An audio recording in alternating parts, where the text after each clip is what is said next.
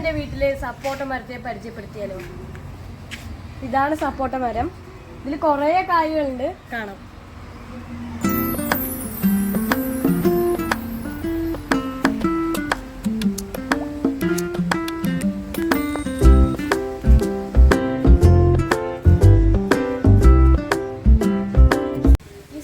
Cricket ball സപ്പോട്ട എന്ന് അറിയപ്പെടും.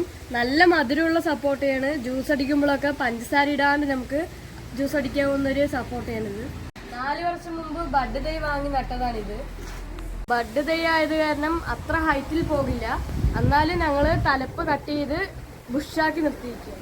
ഇത് all season ആയതുകൊണ്ട് എല്ലാ സമയവും കായ്കളുണ്ടാവും.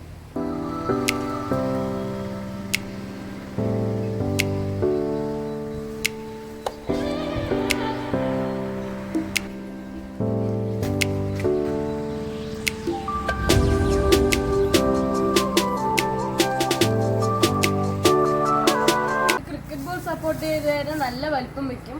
അതുകൊണ്ട് ഇപ്പൊ തന്നെ ഞാൻ കവറിട്ട് വെക്കുകയാണ്, അല്ലെങ്കിൽ കുരുവി വന്ന് കടിച്ചിട്ടുണ്ട്.